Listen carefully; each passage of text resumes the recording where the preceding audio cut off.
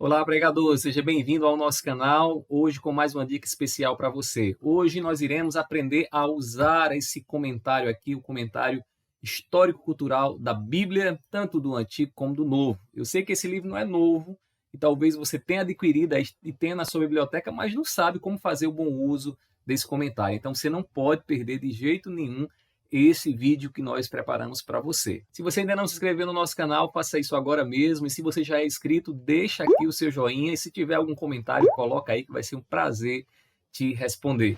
Então vamos lá, vamos ver como é que a gente usa esse comentário, o comentário histórico-cultural da Bíblia da editora Vida Nova. Esse vídeo ele foi inspirado num comentário de um irmão nosso aqui do canal que perguntou como é que a gente usa esse comentário. Eu tenho ele em casa, mas não sei como é que eu faço uso. Então, eu vou mostrar para você aqui como é que você pode extrair o máximo desse comentário, que é uma ferramenta fundamental para quem estuda a palavra e quer pregar a Bíblia, principalmente expositivamente. Claro que não só o pregador expositivo, mas quem prega expositivamente tem que consultar esse material aí, porque vai ter muitas informações de pano de fundo, né? Então, antes de qualquer coisa, vamos entender o seguinte: os comentários eles são utilizados para lapidar o estudo que a gente faz da passagem. Então, existem algumas informações ali dentro do texto bíblico que a gente vai precisar de algumas informações que não estão no texto. E aí essas informações vêm de estudos extra-bíblicos, né, que vão ajudar a gente a elucidar, né, entender alguns fatores sociais, econômicos, políticos, religiosos que tem lá no texto bíblico.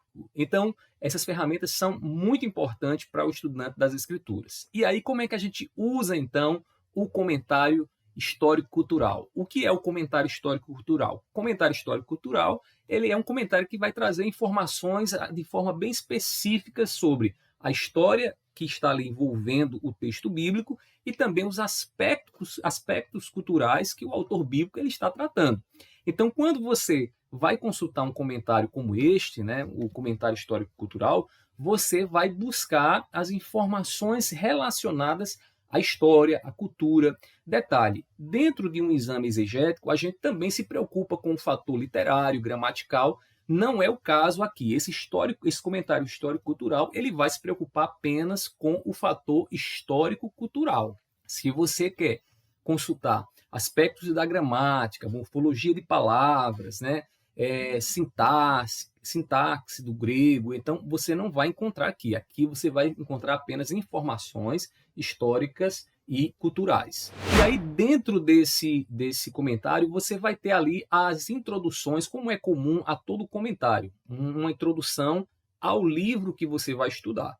E aí, essa introdução do comentário histórico-cultural, ela é muito, eu diria, específica, porque ela está mais preocupada em dar para você informações mais amplas, informações culturais, e aí tem alguns aspectos que o autor ele destaca, ou os autores, né, dependendo, aí no Antigo Testamento você tem vários autores, no Novo você tem apenas um autor, mas aí os autores eles dão algumas informações, como por exemplo, autoria, né, e aí mostrando quem é o autor, e também algumas discussões sobre autoria, mas nada que aprofunde tanto quanto, por exemplo, a introdução bíblica ou um comentário mais completo. O idioma também, que é importante entender o idioma e a influência que esse idioma tem na escrita daquele texto. A situação, que aí é a parte mais chave de todas aí dentro dessa introdução do comentário histórico-cultural, essa parte da situação, compreender o contexto que motivou aquele escrito, né, aquela carta, aquele documento. Então, essa situação, o autor ele aprofunda um pouco mais. Assim, e também você vai encontrar algo que a gente não encontra em outros comentários, que são as dicas de outros comentários para você complementar o seu estudo histórico-cultural daquela passagem. Então, você vai encontrar isso aqui no comentário histórico-cultural e na parte introdutória. Certo? Dito isso, aí vem a parte do comentário propriamente dito. E aí, como é que a gente examina o comentário propriamente dito? Eu vou já mostrar um exemplo para você, certo? Eu não vou só falar aqui a teoria, vou mostrar para você como é que faz. Mas aí, na parte do comentário, você tem que ler o comentário sempre olhando para o pano de fundo histórico e cultural. Ou seja, quais fatores culturais que o texto não está explicando, mas que influenciam aquela escrita, o autor, os leitores daquele documento. Então, é com isso em mente que você vai fazer o bom uso desse texto aqui, desse comentário. Então, vamos agora para um exemplo prático. Eu escolhi aqui um texto lá de 1 Coríntios, capítulo 2, versículo 1, que Paulo diz assim, ó: Irmãos, quando estive com vocês, anunciando-lhes o mistério de Deus, não fiz com ostentação de linguagem ou de sabedoria. Então, Paulo aqui está falando para os irmãos, mostrando aos irmãos, de que quando ele esteve ali proclamando o mistério de Deus, que é o evangelho revelado em Cristo Jesus, ele não fez isso da forma como aqueles sofistas, né, faziam, que era se utilizando de uma linguagem rebuscada para persuadir os seus ouvintes.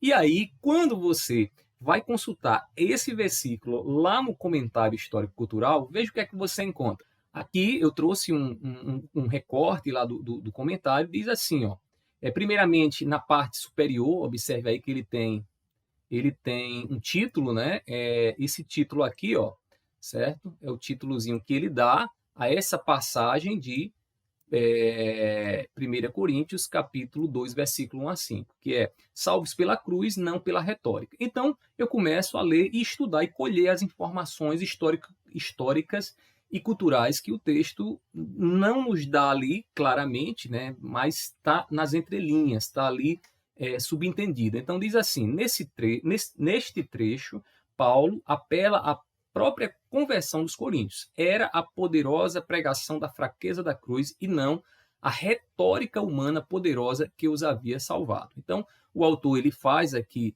né, uma explicação daquele texto, do que é que Paulo está dizendo ali naquele texto, e na continuação agora ele vai frisar no que eu quero chamar a atenção de vocês, que é para o aspecto cultural que não está explícito no texto, mas que quando você lê esse comentário você consegue ter um aprofundamento maior.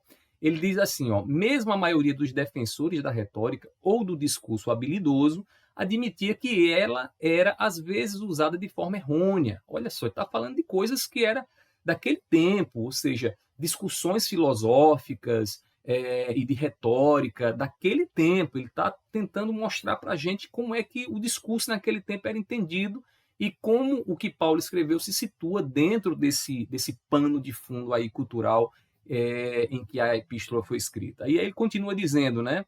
No entanto, argumentavam que a retórica era necessária, pois conhecer a verdade sem a capacidade de persuadir outros era totalmente inútil. Tradicionalmente, os filósofos criticavam a retórica. Olha aí, está mostrando os filósofos naquela época criticavam a retórica. E Paulo aqui está fazendo uma crítica ao o mero uso da retórica no ato da pregação. E aí ele continua dizendo, afirmavam que a verdade deveria ser enfatizada e não os discursos habilidosos. Esses mesmos filósofos, no entanto, usavam formas de argumento desenvolvidas pelos retóricos. Ou seja, olha como ele faz uma discussão aí, levando em consideração a crítica e o uso que os filósofos faziam da retórica. Ele diz isso aí para que a gente entenda o que é que Paulo, a conclusão que Paulo vai nos dar aí, o que é que Paulo está nos dizendo nessa passagem, considerando esse fator aí histórico e cultural. Na continuação, então, ele diz assim, nesse período a maioria já havia superado a oposição tradicional entre filosofia e retórica, admitindo o uso de ambas. Olha aí, vou voltar aqui para você entender uma coisa. Quando ele diz assim, ó, nesse período, certo? Então, ele está situando como é que essa questão da retórica, do uso do discurso, da filosofia, naquele tempo era entendido. E você, ao ler essa passagem, você deve considerar essa informação, porque ela vai lhe ajudar a entender para onde o apóstolo Paulo está querendo nos levar naquilo que ele escreveu. E aí ele continua dizendo, né? Paulo aqui desaprova a mera retórica, né? Então, Paulo segue um entendimento que os filósofos já tinham de que a retórica não deveria ser desprezada, mas que a verdade e a retórica deveriam andar juntas. O que Paulo está desprezando aqui é fazer o uso habilidoso somente do discurso, da retórica, vazio da verdade de Deus. Então, na continuação ele diz, mas seus textos, incluindo 1 Coríntios, apresentam conhecimentos e o uso considerável das formas retóricas comuns. embora Paulo talvez não estivesse à altura do talento retórico de Apolo ou do padrão esperado pelos líderes coríntios, né, ele era um escritor habilidoso, segundo diz 2 Coríntios 10, 10. Então, perceba aí que essa informação nos ajuda a entender que Paulo aqui está escrevendo essas palavras com aquela mentalidade que os filósofos já tinham em relação à retórica, que a retórica ela deve andar junto com a verdade, mas ela não pode ser usada unicamente, né, para comunicar alguma coisa, porque se ela não tiver a verdade, ela sendo usada de forma específica, só ela, né, ela não vai cumprir o seu papel. Então, essa ferramenta é uma ferramenta que não pode faltar certamente na sua biblioteca. Se você tem interesse, eu vou colocar aqui nos comentários ela para que você possa adquirir tanto a do Antigo como a do Novo Testamento. Então, consulte aqui a parte introdutória antes de ir para o texto, entenda todas as informações de históricas e culturais que o autor vai te dar e depois você vai lá para o comentário histórico, perceba que tratamento ele vai dar, em que aspecto ele vai destacar o seu comentário, e aí traga isso para os seus estudos e, por fim, leve para a edificação da igreja. Que Deus seja sempre glorificado no teu ministério e até o próximo vídeo. Tchau, tchau!